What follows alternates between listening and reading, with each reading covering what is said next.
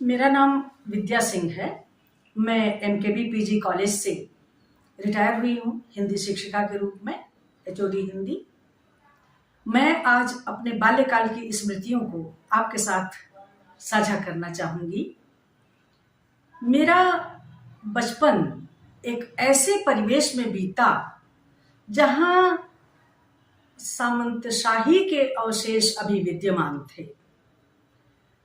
मतलब समझिए कि हर घर में, यानी सवर्ण राजपूत परिवार में मेरा जन्म हुआ और वहाँ पर एक घुरहू नाम के मजूर आते थे जो सुबह आ जाते और एकदम रात होने पर अपने घर जाते। कभी भोजन वहीं कर लेते, उनकी थाली अलग होती थी, उनका गिलास अलग होता था, और कभी वो खाना लेकर अपने घर जाते थे। और इसी तरह से हर घर में एक न एक मजूर होता था। और बाकी खेत, मुझे ये देखकर बड़ा ताज्जुब लगता था कि मुट्ठी भर सवर्णों के पास कैसे इतनी ज़्यादा ज़मीनें हैं जिस पर इतने सारे ये लोग निर्भर करते हैं, जिनको हम छोटी जात के लोग कहते हैं। तो एक चीज़ तो ये मुझे बड़ी उद्वेलित करती थी। हालांकि मेरे घर का माहौल बहुत अच्छा था, बड़ा शिक्षित माहौल था। मेरे पिताजी भूगोल के प्रवक्ता थे इंटर कॉलेज के, और वो पढ़ते बहुत थे, यानी जिज्ञासु थे, सेल्फ मेड थे।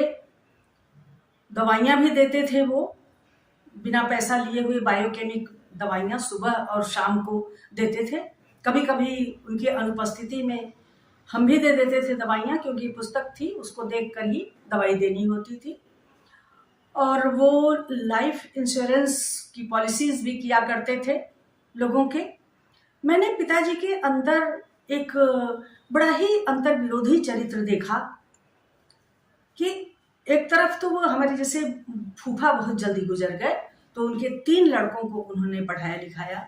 दूसरी तरफ मेरी भाभी के पिताजी, जो स्वयं इंटर कॉलेज में प्रिंसिपल थे, उनकी असमय मौत हो गई, तो उनके भी 2 लड़कों को पढ़ाया लिखाया। और कितने ऐसे गरीब बच्चों की फीस भरते थे वो। लेकिन हमारा शौक नहीं पूरा करते थे। हमारी जरूरतें तो पूरी करते थे, किंतु हमारा शौक नहीं पूरा करते थे। बचपन में बहुत शौक होता था कि हम भी खूब अच्छा पहने, ये करें वो करें।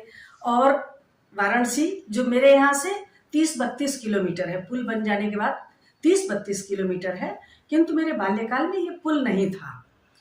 तो ये दूरी हमें इतनी ज़्यादा लगती थी कि हम बनारस, यानी त्योहार भी जल्दी आते हैं, जिस तरह से कि हम कभी बनारस आते थे और बनारस हमारी स्मृतियों में कैद होता था। भाई साहब बनारस, वो इलाहाबाद पढ़ रहे थे, बड़े भाई साहब, और मेरे जो 2 भाई हैं वो यहीं बीएचयू से इंजीनियरिंग कर रहे थे। और मैंने 9th पास किया था और मेरी शादी हो गई। तो मेरे भीतर एक ललक थी कि जैसे शादी हो गई, चलिए ठीक है। वो समय था कि जब विदाई नहीं होती थी, तो मुझे पढ़ने का मौका मिला। 10वीं के बाद गौना हो गया, लेकिन 8-10 दिन रह के मैं आ गई। तो मैंने 11th किया, 12th किया, और 12th में मेरे क्लास में सबसे अधिक अंक आए थे। मैं फर्स्ट डिवीजन में पास हुई थी। लेकिन इसके बाद मैं फिर अपने पति के साथ चली गई। मेरे पति ऋषिकेश में एशिया की नंबर 2 दवाई की कंपनी थी उस समय, IDPL, Indian drugs and pharmaceuticals limited, उसमें वो वैज्ञानिक के तौर पर काम करते थे और हमें सरकारी क्वार्टर मिला हुआ था। हम दोनों पति पत्नी ही थे। तो महीना तो बहुत अच्छा लगा, क्योंकि यहाँ पर नींद कि सुबह सुबह उठा देते थे, उठो उठो। तो बाकी सारी असुविधाएं तो थी, यानी हम नाश्ता करते थे तब तक लंच का टाइम, लंच करते थे तब तक शाम की चाय, इसके बाद रात का खाना। ऐसा लगता था कि अरे हम वहाँ भी इतना खाते थे क्या।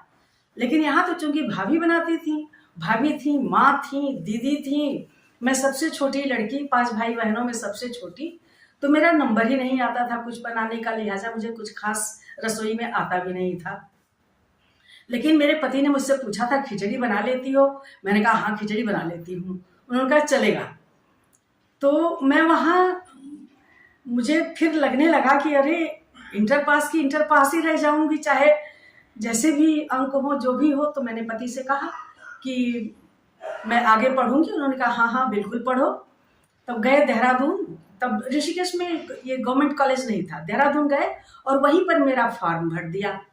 और जो ज़्यादा बच्चे जो ज़्यादा ले रहे थे, पूछ पाछ के कि भाई तुम लोग कौन सा, क्योंकि वो तो विज्ञान के आदमी थे, पूछा कि कौन सा सब्जेक्ट ज़्यादा ले रहे हो।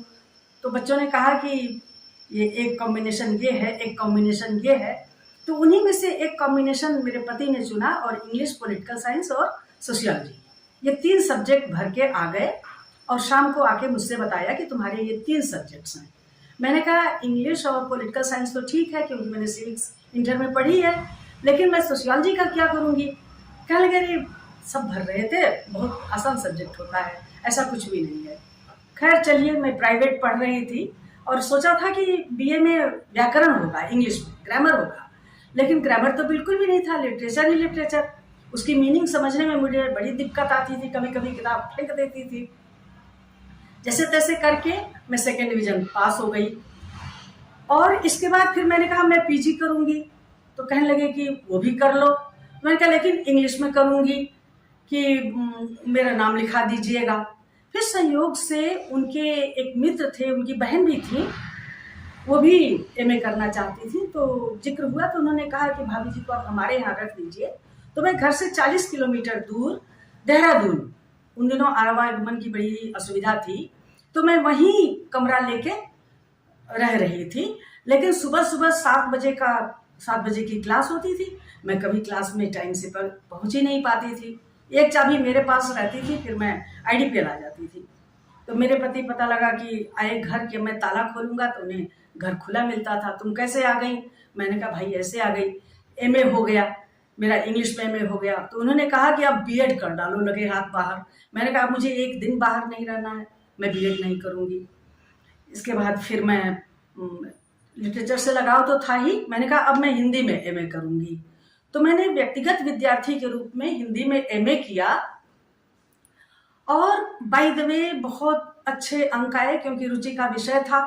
और अंग्रेजी के बाद हिंदी में एमए करना उतना ही सुखकर लगा जैसे लड़की ससुराल से मायके आई हो।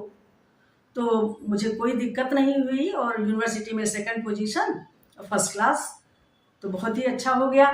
और उसी समय में, यानी एक तरफ मेरी शिक्षा पूरी होती थी, जैसे एमए इंग्लिश किया तो मेरी एक बेटी हुई, मैंने एमए हिंदी किया तो मेरी दूसरी बेटी हुई। और जब दूसरी बेटी अभी 15-20 दिन की थी, कि वो समय था कि प्रिंसिपल अपॉइंटी भी होते थे गवर्नमेंट कॉलेजेस में, तो मेरे पास सूचना आई कि यदि आप पढ़ाना चाहती हैं तो यहाँ कॉलेज के प्रिंसिपल से मिल लीजिए। तो मैंने कहा इससे बढ़िया क्या बात होगी, किंतु मेरी बेटी अभी 15-20 दिन की ही थी। तो मेरे पति गए बात करने, उन्होंने कहा हाँ बिल्कुल भेजिए, और बेशक अभी नहीं पढ़ाएंगी लेकिन कॉलेज आ जाएं। तो मैं गई, तो चूंकि अप्रैल था, एग्जामिनेशन बच्चों के सिर पर था, तो फिर मुझे क्लास में भी जाना पड़ा, पढ़ाना पड़ा। और वहाँ से आके और फिर मैं अपना वो सौर वाला धर्म निभा रही थी, जो 21 दिन सवा महीने होता है। आके फिर मैं लेट जाती थी, और चूंकि अभी बॉडी कमजोर थी तो बोलने के कारण मेरे दांतों में थोड़ा सा इरिटेशन सा भी होता था, किंतु मुझे जॉब इतना अच्छा लगा। और चूंकि उसी साल मैंने हिंदी में एमए किया था, तो मुझे ये अरिस्टोटल, प्लेटो, ये सब कुछ बिल्कुल ऐसे रटा हुआ था। और मुझे वहाँ ये पेपर भी पढ़ाना पड़ा, ये थ्योरी ऑफ हिंदी लिटरेचर, साहित्य के सिद्धांत, ये पढ़ाना पड़ा। तो सब कुछ बहुत अच्छा लगा। फिर मैंने मालूम किया कि भाई मैं डिग्री कॉलेज में कैसे लग सकती हूँ। पता लगा कि इसके बाद पीएचडी है, पीएचडी करके लग जाएंगी। मैंने कहा कोई बात नहीं। फिर मैंने पीएचडी की और मेरे जगह पर कोई ट्रांसफर होके आ गया। तो वो नौकरी तो मेरी 1 साल 2 साल के बाद खत्म हो गई थी। फिर मैंने पीएचडी की और इसके बाद फिर मुझे ये एमकेपी में आने का अवसर मिला। एमकेपी में आई तो फिर यहाँ का तो बढ़िया चला मेरा, लेकिन वो मेरे अध्ययन के दौरान का वो था, संघर्ष था, मेरा अपना संघर्ष था। अब मुझे सबसे बड़ी फायदे की बात मेरे लिए ये थी कि मैं पति के साथ रही। यदि मैं संयुक्त परिवार में रही होती तो संभवतः कर तो ले जाती बीए में, इतना जुनून था, इतना घर में माहौल देखा था, और मैं समझती हूँ कि इंटर के बाद मेरे मायके में भी मेरे सामने प्राइवेट पढ़ने के अलावा कोई विकल्प नहीं था।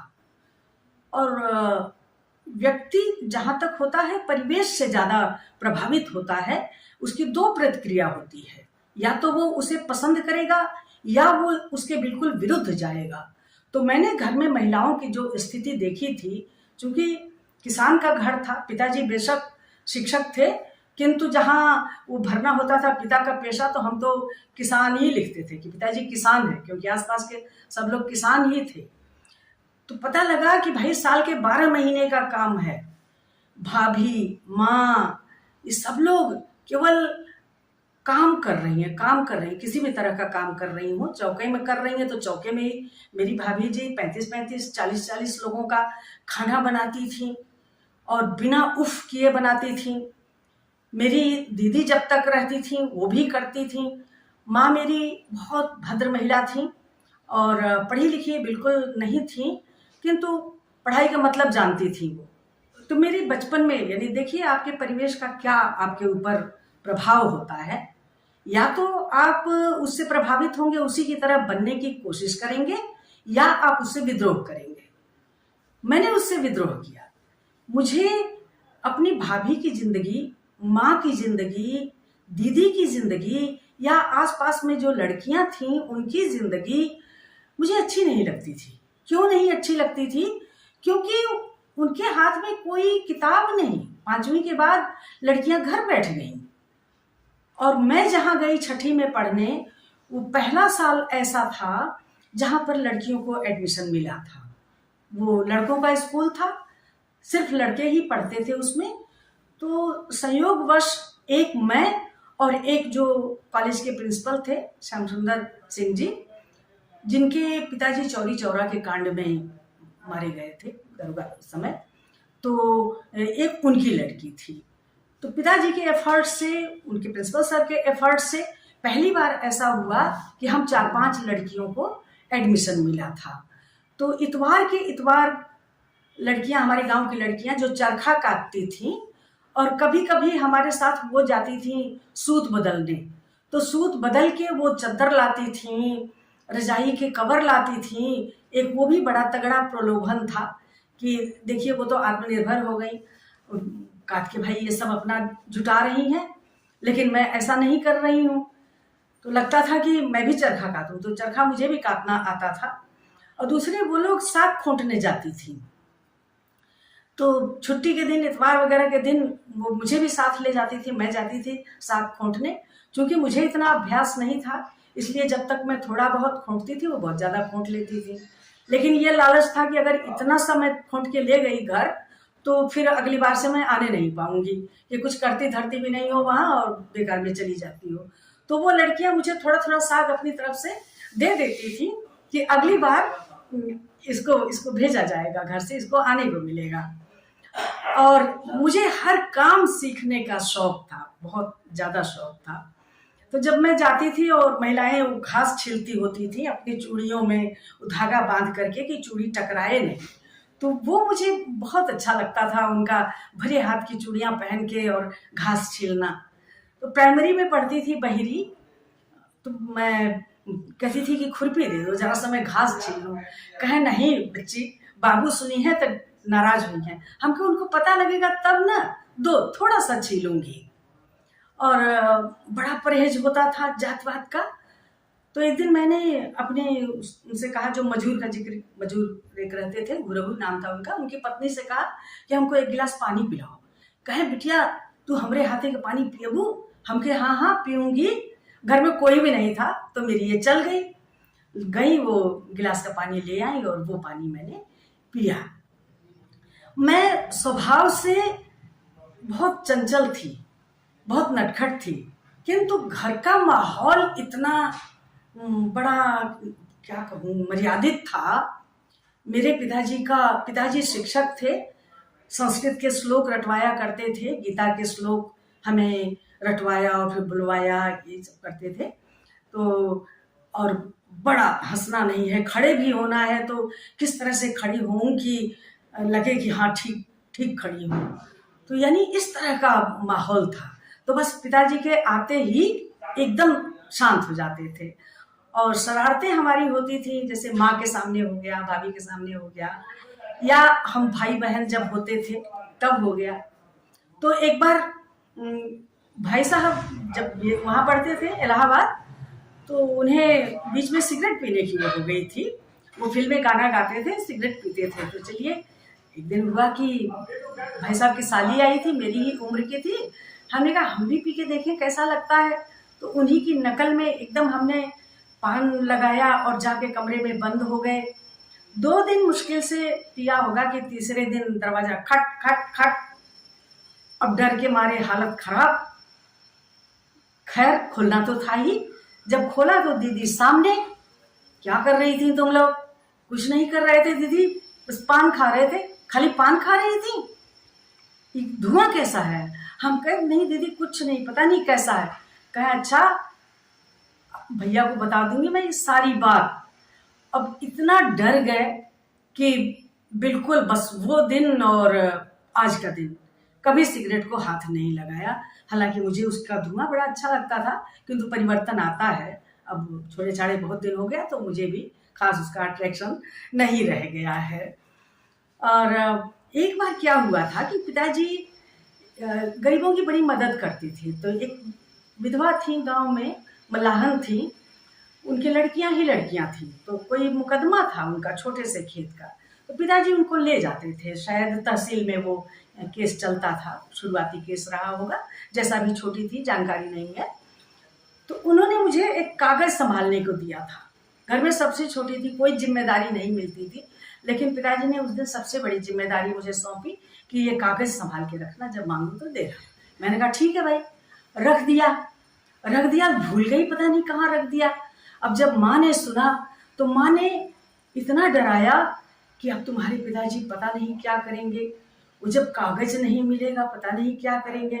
हालांकि मैंने कागज को पढ़ा था, कुछ खास नहीं लिखा था, वही आने जाने का किराया वराया लिखा था, ऐसा कुछ बहुत वो नहीं था। लेकिन वो कागज मेरे लिए, तो मैं सोचने लगी कि कैसे जीवन समाप्त किया जा सकता है।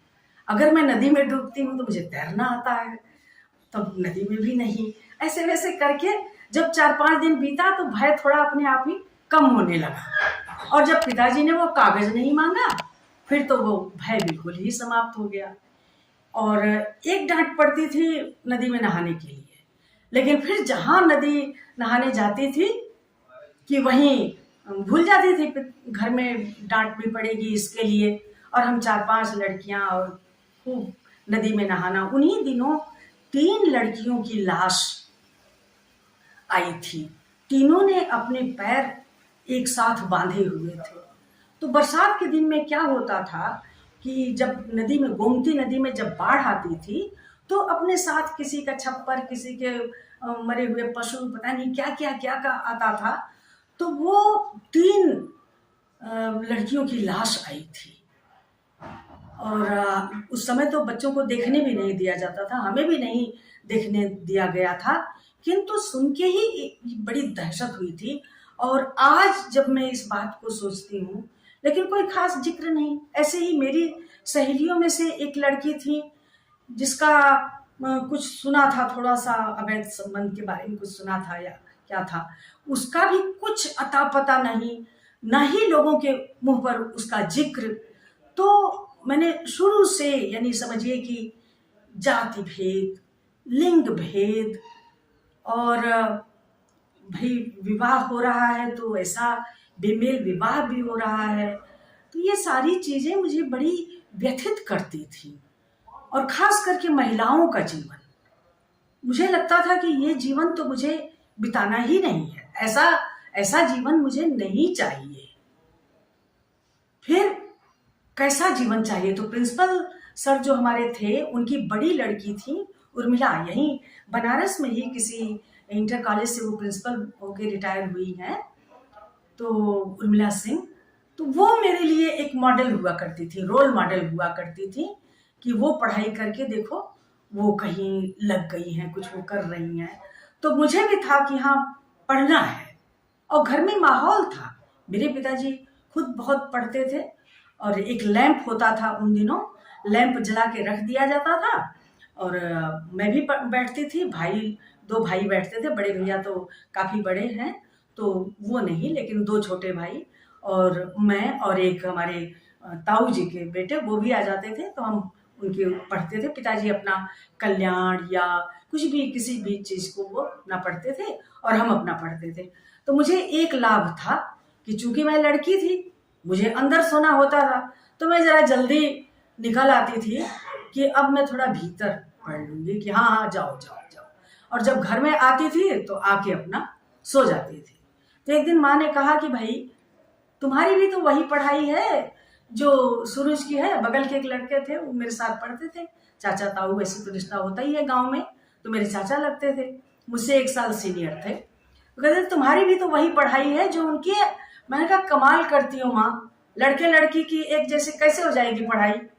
अरे लड़कों को ज्यादा पढ़ना पड़ता है, लड़कियों को कम पढ़ना पड़ता है। और मुझे कुरुई उरुई बिनने में भी बड़ा मजा आता था, वो जो लड़कियां टेकुरी लेके और ऐसे बिनती थी। हालांकि मेरे पिताजी कभी उसको अहमियत नहीं देते थे। क्या किया आज तुमने? जी ये बनाया, ये बनाया। कहें 1 पैसे का काम। और मुझे गाने का बहुत शौक था, बहुत ज़्यादा। और पिताजी मेरे शास्त्रीय गायन के बड़े अच्छे व्यक्ति थे, तो शास्त्रीय गायन बहुत अच्छा करते थे। हालांकि शास्त्रीय गायन की उस समय बिल्कुल समझ नहीं थी, तो मुझे उसका नहीं किंतु हारमोनियम बजाने का बड़ा शौक था। अब पिताजी कहते थे राग मिलाओ, सा रे गा मा पा, है ना, राग मिलाओ, राग मिलाओ। न कभी सुर मिला, न कभी सुर मिला, और न मैं हारमोनियम सीख पाई। तो और इसके बाद पिताजी के भीतर अपराध बोध रहा होगा जरूर। करीब मेरे ऋषिकेश के प्रवास में यहाँ से गए, करीब 15 साल बाद हारमोनियम लेके गए, और 1 हफ्ते में मुझे वो सब बता दिया जो वो मुझे पूरे उसमें यानी इंटर तक के उसमें नहीं सिखा पाए थे। और पिताजी को तो हमारी लेखनी वखनी का राइटिंग कैसी है क्या है कुछ पता ही नहीं होता था। ज्योग्राफी में एकदम नील थी मैं, स्पेसमैन कॉपी लाके दे देते थे, और मैं भी अपना देख देख के अच्छा इतने दूर में डॉट भरना है, इतने दूर में प्लस भरना है। अब कहाँ पंजाब है, कहाँ बिहार है, कहाँ कर्नाटका है, ये सब तो कुछ पता ही नहीं था, स्टेट्स की बिल्कुल जानकारी नहीं थी।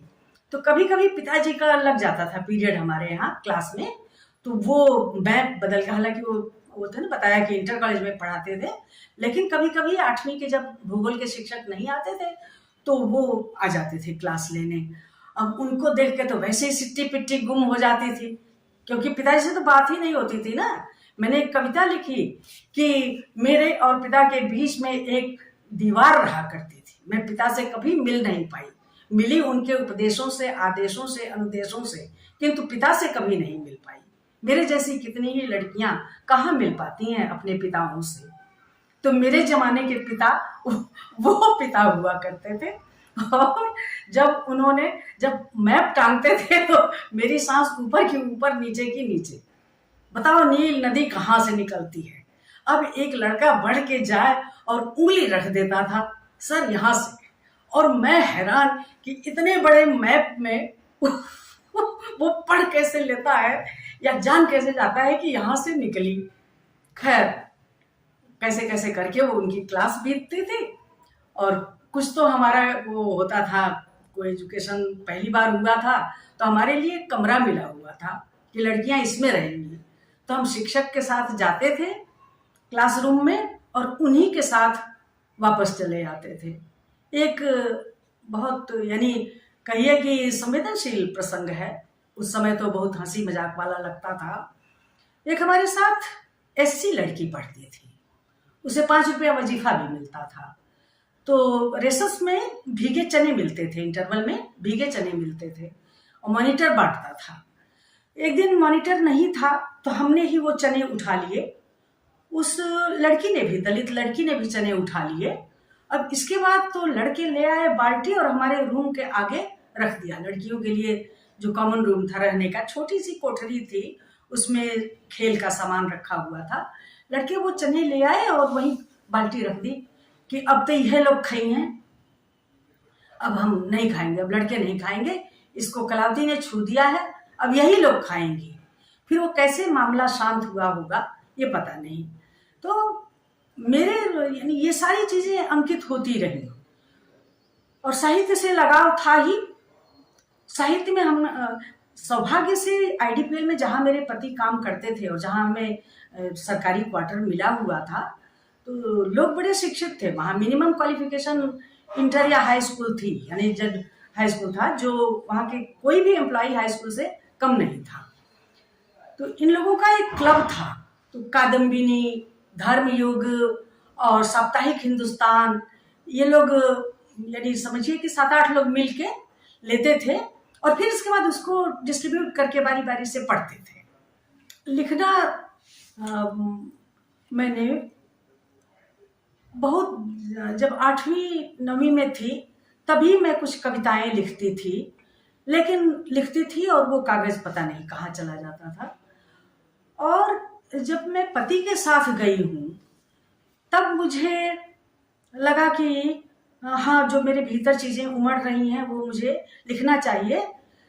तो उस समय तो पति पर ही ज्यादा लिखती थी। मुझे लगता था कि ये अब आमना सामना हुआ है पुरुष वृत्ति ऐसी होती है कि बिल्कुल मेरी परवाह नहीं है। हालांकि मैं स्वीकार करूं तो मेरे पति अपने समय से बहुत आगे के थे। अगर वो ऐसा नहीं सहयोग देते तो मैं इतना पहुंच ही ना पाती। लेकिन एक चीज में परेशानी भी होती थी कि वो मैं थोड़ा अव्यवस्थित हूँ और वो बहुत ज्यादा व्यवस्थित। वो पेशे से वैज्ञानिक, मैं पेशे से साहित्य वाली, तो हमारा दोनों का थोड़ा सा विरोधी वो होता था कि उन्होंने अपने बारे में एक लाइन कहीं नहीं लिख के छोड़ा है और मेरे पास जो जखीरा है उसमें मेरे अलावा और कुछ नहीं है। मैंने अपने को ही अभिव्यक्त किया है, चाहे अपने परिवेश को किया हो, चाहे अपने जिसको भी किया हो। मेरे तो मैं बीए में थी जब मैंने पहली कहानी लिखी थी। बीए प्राइवेट कर रही थी ऋषिकेश जाने के बाद, आईडीपीएल में जब मैं रह रही थी, तो तब मैंने पहली कहानी लिखी थी। और वो कहानी लिखी थी मैंने उसी पर, वो जो एक बेमेल सा, उस समय ऐसा वो बेमेल शादी ऐसी थी कि लड़की की देखने में ज्यादा एज की लगती थी। मेरी सहेली वो देखने में थोड़ी ज्यादा बड़ी लगती थी, हालांकि उतनी उम्र थी नहीं उनकी, और उनका जो पति था वो उनसे छोटी एज का लगता था। तो वो जब मायके आई तो बाद में ऐसा कुछ हुआ कि अप्रिय प्रसंग घटा और उस लड़की का नामो निशान मिट गया। फिर किसी के मुंह पर उस लड़की का नाम भी नहीं आया। तो मुझे बहुत शिद्दत से ये चीज महसूस हुई और मैंने फिर उसी को लेकर के, हालांकि वो कहानी कहीं प्रकाशित नहीं हुई और आज पढ़ती हूँ तो वो बिल्कुल फिल्मी आभास देता है कि एकदम कैसे कैसे क्या क्या हो रहा है। तो वो पहली कहानी थी। और इसी तरह से एक कहानी लिखी मैंने, कलावती। एक हमारे यहाँ एक मलाहिन पानी भरने आती थी। औरों के घर में तो कहारिन पानी भरती थी, किंतु मेरे घर में मलाहिन पानी नहीं भरती थी, क्योंकि मेरे पिताजी ने उनको खेत अधिया पर दिया हुआ था। वही जिसकी माँ का एक किस्सा था कि जो तहसील जाती थी मुकदमा के लिए, उनकी 3 बेटियां ही बेटियां थी। तो उसमें सबसे छोटी बेटी उनकी कलावती थी।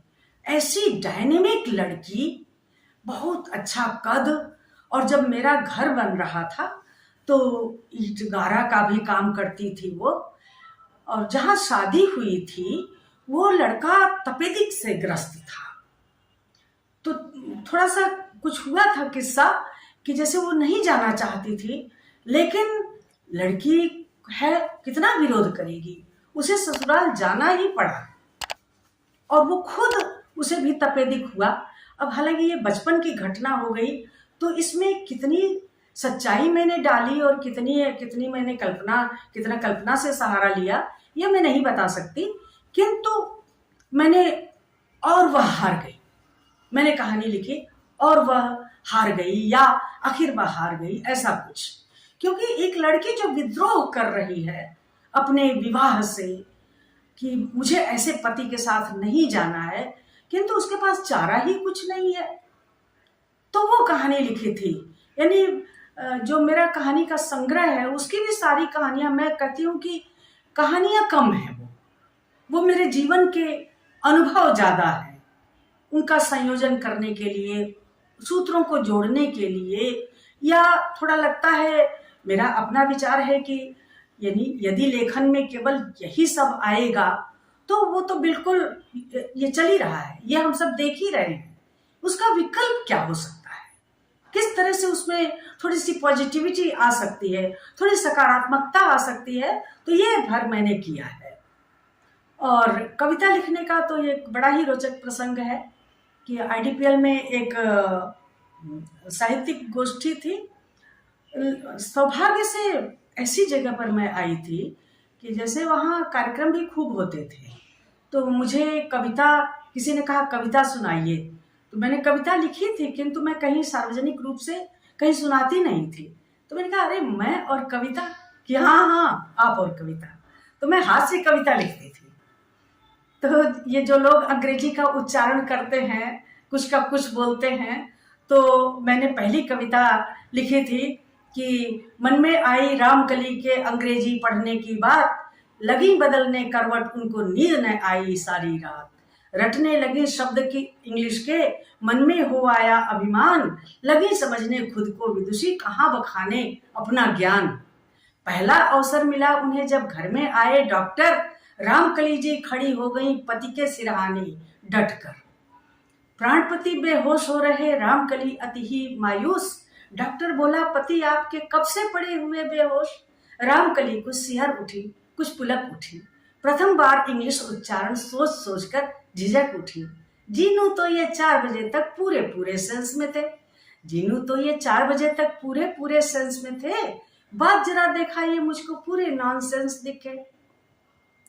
अब दूसरा अवसर देखिए कि कलुआ का बापू मरा, कलुआ रोया सारी रात, सबसे पहले रामकली ने पूछी उससे उसकी बात, बोली पुनः पति से मन अपसेट हो गया, कलुआ के बापू का रात डेट हो गया।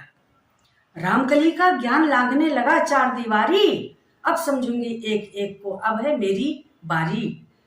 आकर पास पड़ोसन के रामकली मुस्काई, हेलो के अंदाज में वो थोड़ा सा शर्माई, फिर सुना पड़ोसन को बोली, जाने ये कैसे हो गया, जाने कब मेरे दांत में डिपॉजिट जमा हो गया। तो इस तरह से कई हास्य कविताएं लिखी मैंने। लेकर दिल दौड़ा करते हैं वह बेगम के पीछे, फुर्सत कहाँ सुमुख को जो वह देखे मुड़कर पीछे। IDPL में एक ऐसा था कि पति बहुत ज्यादा उनको पसंद करते थे, मानते थे, किंतु वो देवर पर आसक्त थी। तो और ये बड़ी जाहिर सी बात थी।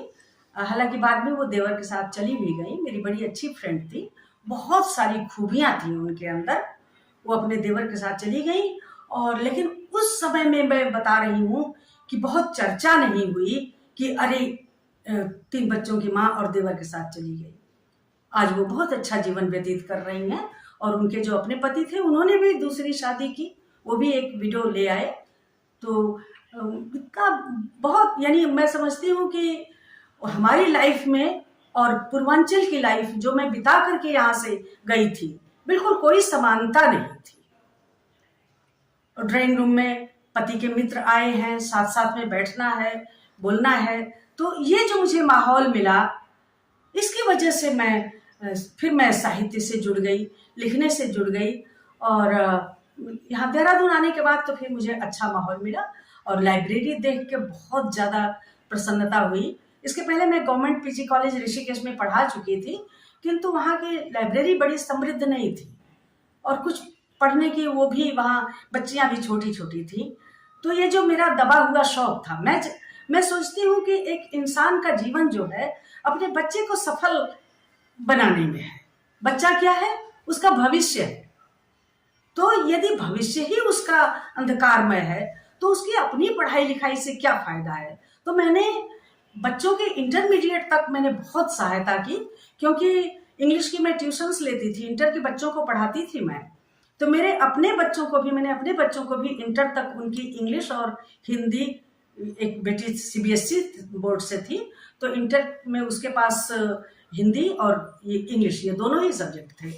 तो मैंने दोनों देखा उसका। और जब तक बच्चे, मेरे छोटे बेटे ने इंटर नहीं कर लिया, मेरे पास 3 बच्चे हैं, जब तक छोटे ने इंटर नहीं कर लिया तब तक मैंने अपने आप को बिल्कुल मुक्त नहीं समझा। लेकिन जब बेटे ने इंटर कर लिया तब मेरे पास भरपूर समय था कि मैं पढ़ूं। क्योंकि बीए में हिंदी नहीं थी तो उसका, और इसके बाद इंग्लिश में एमए किया था, तो मैं समझती थी कि मैं उतना नहीं पढ़ पाई साहित्य जितना मुझे पढ़ना चाहिए था। किंतु हाँ, इसका एक लाभ भी हुआ कि मुझे इंग्लिश लिटरेचर का भी थोड़ा सा ज्ञान हो पाया। और इसके बाद मुझे भ्रमण का बहुत ज़्यादा शौक था। तो बाल्यकाल में मेरे भ्रमण का डेस्टिनेशन जो था वो दुधौना पतरही से एक छोटी लाइन की ट्रेन चलती थी और जौनपुर तक जाती थी, तो मैं वहीं तक जाती थी, या फिर कभी बनारस आती थी और यहाँ जंक्शन में ट्रेन बदल करके। तो पहली बार मैंने बहुत लंबी यात्रा की पति के साथ, जो हरिद्वार गई। तो हरिद्वार में जब रात बीतने के बाद जब सुबह का माहौल देखा कि बारिश, 11 जुलाई का दिन मुझे याद है, 11 जुलाई 71, तो जो धुला हुआ पहाड़ और ये वो बहुत सुंदर लगा। और आज भी मुझे वो पहाड़ बहुत अच्छे लगते हैं। और ये तो जैसे गांव, मुझे अपना गांव मुझे आज भी बहुत अच्छा लगता है। अब मैं पिताजी के ड्रीम प्रोजेक्ट के बारे में बताती हूँ। मैंने बताया कि जैसे पिताजी के अंदर कितने तरह का, उनके व्यक्तित्व के कितने आयाम थे, उसके लिए पूरी एक पुस्तक लिखी जा सकती है। इतना, जैसे बाहर से देखेंगे आप, उसे सीढ़ियों वाला घर भी लोग कहते हैं, और नीचे ऊपर के मिला करके मैंने तो कभी गिना नहीं, किंतु ये मेरे भतीजे ही बताते हैं कि 22 कमरे हैं। और सामने का लुक जो है बहुत खूबसूरत है। आनंद भवन का कुछ उनके दिमाग में रहा होगा, उस तरह का थोड़ा सा लुक है। और किचन गार्डन क्या है? फार्म हाउस, यानी आज की तारीख में आप उसे फार्म हाउस कहेंगे। तो मकान मैंने, यानी पिताजी का क्या रहा होगा। लेकिन अभी भी मैं जब तक गांव नहीं जाती हूँ, मेरा यहाँ का प्रवास पूरा नहीं होता है।